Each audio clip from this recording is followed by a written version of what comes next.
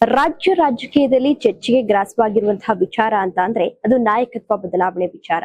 ನಾಯಕತ್ವ ಬದಲಾವಣೆ ವಿಚಾರ ಆಗಾಗ ಚರ್ಚೆಗೆ ಗ್ರಾಸವಾಗ್ತಾ ಇರುತ್ತೆ. ಈ ವಿಚಾರ ಚರ್ಚೆಗೆ ಗ್ರಾಸ ಆಗೋಕೆ ಕಾರಣ ಏನು ಅಂತ ಅಂದ್ರೆ 2023ರಲ್ಲಿ ಕಾಂಗ್ರೆಸ್ ಸರ್ಕಾರ ಆಡಳಿತಕ್ಕೆ ಬಂದಂತಹ ಸಂದರ್ಭದಲ್ಲಿ ಯಾರನ್ನ ಮುಖ್ಯಮಂತ್ರಿಯನ್ನಾಗಿ ಮಾಡ್ಬೇಕು ಅನ್ನೋ ಗೊಂದಲ ಇತ್ತು. ಒಂದ್ ಕಡೆ ಸಿದ್ದರಾಮಯ್ಯ ಹಿರಿಯ ನಾಯಕರಾಗಿದ್ರು, 5 ವರ್ಷ ಈಗಾಗಲೇ ಆಡಳಿತವನ್ನ ಕಂಪ್ಲೀಟ್ ಮಾಡಿದ್ದಾರೆ, ಜೊತೆಗೆ ಅಹಿಂದ ನಾಯಕ ಕೂಡ ಆಗಿದ್ರು.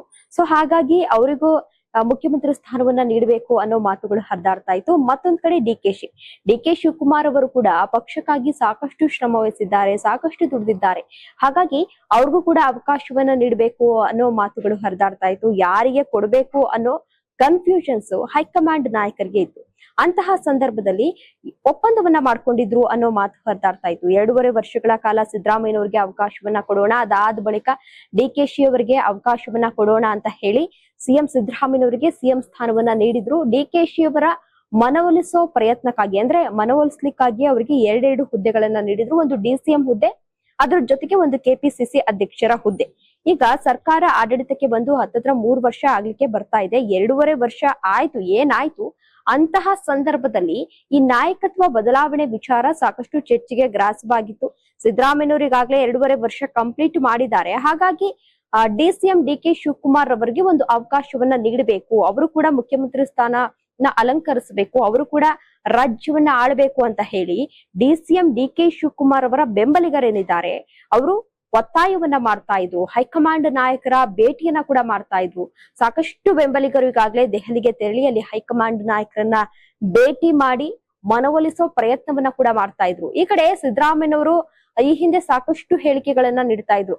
5 ವರ್ಷಗಳ ಕಾಲ ನಾನೇ ಮುಖ್ಯಮಂತ್ರಿಯಾಗಿ ಮುಂದುವರಿತೇನೆ, ಇದರಲ್ಲಿ ಯಾವುದೇ ರೀತಿ ಬದಲಾವಣೆ ಇಲ್ಲ ಅಂತ ಹೇಳಿ ಸಿಎಂ ಸಿದ್ದರಾಮಯ್ಯನವರು ಬಹಿರಂಗವಾಗಿ ಹೇಳಿಕೆಯನ್ನ ನೀಡ್ತಾ ಇದ್ರು. ಡಿ.ಸಿ.ಎಂ ಡಿ.ಕೆ ಶಿವಕುಮಾರ್ ಅವರು ಕೂಡ ಎಲ್ಲೋ ಒಂದ್ ಕಡೆ, ಅಂದ್ರೆ ಅವ್ರು ಏನ್ ಹೇಳ್ತಾರೋ ಅದಕ್ಕೆ ನಾನು ಬದ್ಧನಾಗಿರ್ತೇನೆ ಅಂತ ಹೇಳಿದ್ರು ಕೂಡ ಎಲ್ಲೋ ಒಂದ್ ಕಡೆ ತೆರೆಮರೆಯಲ್ಲಿ ಕಸರತ್ತು ಮಾಡ್ತಾ ಇದ್ರು. ಹೈಕಮಾಂಡ್ ನಾಯಕರನ್ನ ಭೇಟಿ ಮಾಡ್ತಾ ಇದ್ರು, ಟೆಂಪಲ್ ರನ್ ಅನ್ನ ಮಾಡ್ತಾ ಇದ್ರು. ಆದ್ರೂ ಕೂಡ ಯಾವುದೇ ರೀತಿ ಬದಲಾವಣೆ ಆಗ್ಲಿಲ್ಲ. ಜೊತೆಗೆ ರಾಜ್ಯ ನಾಯಕರುಗಳ, ಅಂದ್ರೆ ಮಲ್ಲಿಕಾರ್ಜುನ್ ಖರ್ಗೆ ಸೇರಿದಂತೆ ಸಾಕಷ್ಟು ನಾಯಕರು ಕೂಡ ಈಗಾಗಲೇ ರಾಜ್ಯಕ್ಕೆ ಭೇಟಿ ನೀಡಿ ಸರಣಿ ಸಭೆಗಳನ್ನ ಕೂಡ ಮಾಡಿದ್ರು. ಸಭೆಯನ್ನ ಮಾಡಿ ಯಾರ್ಯಾರಿಗೆ ಬೆಂಬಲವನ್ನ ಸೂಚಿಸ್ತಾ ಇದ್ದಾರೆ, ಅಂದ್ರೆ ಶಾಸಕರು ಹಾಗೂ ಸಚಿವರ ಆಸೆ ಏನಿದೆ, ಯಾರಿಗೆ ಮಹತ್ವವನ್ನ ನೀಡ್ತಾ ಇದ್ದಾರೆ, ಅಂದ್ರೆ ಯಾರಿಗೆ ಸಪೋರ್ಟ್ ಮಾಡ್ತಾ ಇದ್ದಾರೆ ಅನ್ನೋ ಮಾಹಿತಿಯನ್ನ ಕೂಡ ಕಲೆ ಹಾಕಿದ್ರು. ಅದಾದ ಬಳಿಕ ಹೈಕಮಾಂಡ್ ನಾಯಕರ ಬಳಿ ಈ ವಿಚಾರವನ್ನ ಕೂಡ, ಅಂದ್ರೆ ರಾಹುಲ್ ಗಾಂಧಿ ಇರಬಹುದು, ಪ್ರಿಯಾಂಕ್ ಗಾಂಧಿ ಇರಬಹುದು, ಅವರೆಲ್ಲರ ಮುಂದೆ ಮಲ್ಲಿಕಾರ್ಜುನ್ ಖರ್ಗೆ ಅವರು ಕೂಡ ಈ ವಿಚಾರವನ್ನ ಪ್ರಸ್ತಾಪ ಮಾಡಿದ್ರು. ಅದಾದ್ಮೇಲೆ ಹೈಕಮಾಂಡ್ ನಾಯಕರು ಏನ್ ಹೇಳಿದ್ರೋ ಗೊತ್ತಿಲ್ಲ. ಒಂದ್ ಬಾರಿ ಡಿ.ಸಿ.ಎಂ ಡಿ.ಕೆ ಶಿವಕುಮಾರ್ ಹಾಗೂ ಸಿಎಂ ಸಿದ್ದರಾಮಯ್ಯ ಇಬ್ಬರು ನಾಯಕರು ಕೂಡ ಡಿ.ಸಿ.ಎಂ ಡಿ.ಕೆ ಶಿವಕುಮಾರ್ ಅವರ ಸದಾಶಿವನಗರದಲ್ಲಿರುವಂತಹ ಒಂದು ಮನೆಯಲ್ಲಿ ಬ್ರೇಕ್ಫಾಸ್ಟ್ ಮೀಟಿಂಗ್ ಅನ್ನ ಮಾಡ್ತಾರೆ. ಬ್ರೇಕ್ಫಾಸ್ಟ್ ಮೀಟಿಂಗ್ ಅನ್ನ ಮಾಡಿ ಅಲ್ಲಿ ಒಗ್ಗಟ್ಟನ್ನ ಪ್ರದರ್ಶಿಸ್ತಾರೆ. ಅಂದ್ರೆ ನಾವಿಬ್ರು ಕೂಡ ಒಂದೇ, ಒಗ್ಗಟ್ಟಿಂದ ನಾವು ರಾಜ್ಯವನ್ನ ನಡೆಸ್ತೇವೆ ಅಂತ ಹೇಳಿ ಒಂದು ಒಗ್ಗಟ್ಟನ್ನ ಪ್ರದರ್ಶಿಸ್ತಾರೆ. ಹೈಕಮಾಂಡ್ ನಾಯಕರು ಏನೇ ತೀರ್ಮಾನವನ್ನ ಕೈಗೊಂಡ್ರು ಕೂಡ ನಾವಿಬ್ರು ಕೂಡ ಅದಕ್ಕೆ ಬದ್ಧರಾಗಿರ್ತೇವೆ, ಅವ್ರು ಏನ್ ಹೇಳ್ತಾರೋ ಅದಕ್ಕೆ ನಾವು ಬದ್ಧರಾಗಿರ್ತೇವೆ ಅಂತ ಹೇಳಿ ಅವರಿಬ್ರು ನಾಯಕರು ಕೂಡ ಒಂದು ಹೇಳಿಕೆ ನೀಡುತ್ತಾರೆ. ಅದು ಸಾಕಷ್ಟು ಕುತೂಹಲವನ್ನ ಮೂಡಿಸಿತು. ಅಂದ್ರೆ ಮಲ್ಲಿಕಾರ್ಜುನ್ ಖರ್ಗೆ ಅವರು ರಾಜ್ಯಕ್ಕೆ ಬಂದು ಹೋಗಿ ಅಲ್ಲಿ ರಾಹುಲ್ ಗಾಂಧಿ ಹಾಗೂ ಪ್ರಿಯಾಂಕಾ ಗಾಂಧಿ ಅವರ ಜೊತೆ ಮಾತನಾಡಿದ ಆದ್ಮೇಲೆ ಇವರು ಒಂದು ಬ್ರೇಕ್ಫಾಸ್ಟ್ ಮೀಟಿಂಗ್ ಅನ್ನ ಮಾಡಿ ಈ ರೀತಿ ಹೇಳಿಕೆಯನ್ನ ನೀಡೋದು ಸಾಕಷ್ಟು ಕುತೂಹಲವನ್ನ ಮೂಡಿಸುತ್ತೆ. ಅಂದ್ರೆ ಎಚ್ಚರಿಕೆ ಏನಾದ್ರೂ ನೀಡಿದ್ರ ಹೈಕಮಾಂಡ್ ನಾಯಕರು? ಈ ರೀತಿ ಬಹಿರಂಗವಾಗಿ ಹೇಳಿಕೆಯನ್ನ ನೀಡೋದ್ರಿಂದ ಮುಂದಿನ ದಿನಗಳಲ್ಲಿ ನಮ್ಮ ಪಕ್ಷಕ್ಕೆ ಡ್ಯಾಮೇಜ್ ಆಗುತ್ತೆ, ಹಾಗಾಗಿ ಈ ರೀತಿ ಬಹಿರಂಗವಾಗಿ ಹೇಳಿಕೆಯನ್ನ ಹೇಳೋದು ಬೇಡ ಅಂತ ಹೇಳಿ ಎಚ್ಚರಿಕೆಯನ್ನ ಏನಾದ್ರೂ ನೀಡಿದ್ರ ಅನ್ನೋ ಸಾಕಷ್ಟು ಗೊಂದಲ ಕೂಡ ಸೃಷ್ಟಿಯಾಗಿತ್ತು, ಅನುಮಾನಗಳು ಕೂಡ ಮೂಡ್ತಾ ಇದ್ದು. ಅದೆಲ್ಲ ಒಂದ್ ಕಡೆ ಆಯ್ತು. ಜೊತೆಗೆ ಸಿದ್ದರಾಮಯ್ಯನವರು ಕೂಡ ಸಚಿವ ಸಂಪುಟ ಪುನರ್ರಚನೆ ಮಾಡ್ಬೇಕು ಅಂತ ಹೇಳಿದ್ರು.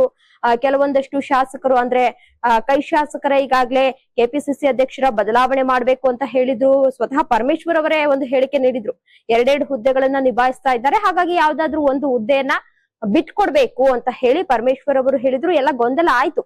ಅದಾದ ಬಳಿಕ ಈಗೇನು ಪಂಚರಾಜ್ಯ ಎಲೆಕ್ಷನ್ ಆಯ್ತು, ಎಲೆಕ್ಷನ್ ರಿಸಲ್ಟ್ ಕೂಡ ಬಂದಾಯ್ತು. ಅದಾದ್ಮೇಲೆ ಬೈ ಎಲೆಕ್ಷನ್ ಏನಿತ್ತು ದಾವಣಗೆರೆ ಹಾಗೂ ಈಗ ಬೈ ಎಲೆಕ್ಷನ್ ಇತ್ತಲ್ಲ, ಅದು ರಿಸಲ್ಟ್ ಬರ್ಲಿ, ಅದಾದ್ಮೇಲೆ ಮಾತಾಡೋಣ ಅಂತ ಹೇಳಿದ್ರು. ಜೊತೆಗೆ ಬಜೆಟ್ ಕೂಡ ಆಯ್ತು. ಬಜೆಟ್ ಆದ್ಮೇಲೆ ವಿಚಾರದ ಬಗ್ಗೆ ಮಾತಾಡೋಣ ಅಂತ ಹೇಳಿದ್ರು. ಇನ್ನು ಕೆ.ಎನ್. ರಾಜಣ್ಣನವರು ನಿನ್ನೆಷ್ಟೇ ಒಂದು ಹೇಳಿಕೆಯನ್ನು ನೀಡಿದ್ರು. ಏನ್ ಹೇಳಿದ್ರು ಅಂದ್ರೆ, ಏನು ಗೊಂದಲ ಇದೆ, ಈ ಗೊಂದಲವನ್ನ ಹೈಕಮಾಂಡ್ ನಾಯಕರು ಆದಷ್ಟು ಬೇಗ ಮಧ್ಯ ಪ್ರವೇಶಿಸಿ ಬಗೆಹರಿಸಬೇಕು.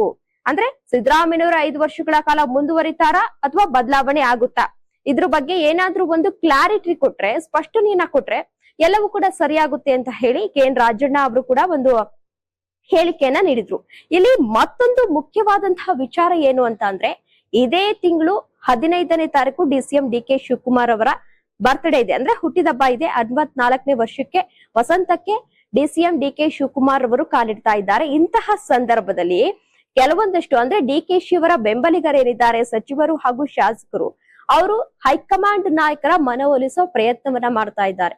ಅಂದ್ರೆ DK ಶಿವಕುಮಾರ್ ಅವರು ಕೂಡ ಎಷ್ಟು ದಿನ ಅಂತ ಪಕ್ಷಕ್ಕಾಗಿ ದುಡಿತಾರೆ, ಅವ್ರಿಗೂ ಒಂದು ಅವಕಾಶ ನೀಡಿ, ಅಟ್ಲೀಸ್ಟ್ ಬರ್ಡೇ ಗಿಫ್ಟ್ ಅಂತನಾದ್ರೂ ಕೊಡಿ ಅಂತ ಹೇಳಿ ಹೈಕಮಾಂಡ್ ನಾಯಕರ ಮನವೊಲಿಸೋ ಪ್ರಯತ್ನವನ್ನ ಕೂಡ ಮಾಡ್ತಿದ್ದಾರೆ. ಈ ವಿಚಾರದಲ್ಲಿ ಹೈಕಮಾಂಡ್ ನಾಯಕರು ಯಾವ ರೀತಿ ತೀರ್ಮಾನವನ್ನ ಕೈಗೊಳ್ತಾರೆ ಅನ್ನೋದನ್ನ ಕಾದ್ ನೋಡ್ಬೇಕಾಗಿದೆ. ನೀವು ಸಣ್ಣ ಆಗ್ಬೇಕಲ್ವಾ, ಅದು ಒಂದು ಉತ್ತಮ ಆಹಾರದಿಂದ ಸಣ್ಣ ಆಗ್ಬೇಕಲ್ವಾ. ಪ್ರತಿದಿನ ನಮ್ಮ ಜೀನಿ ಸ್ಲಿಮ್ ನ ಯೂಸ್ ಮಾಡಿ ಯಾವುದೇ ಸೈಡ್ ಎಫೆಕ್ಟ್ ಇಲ್ದಂಗೆ ನೀವು ಸಣ್ಣ ಆಗ್ತೀರಾ.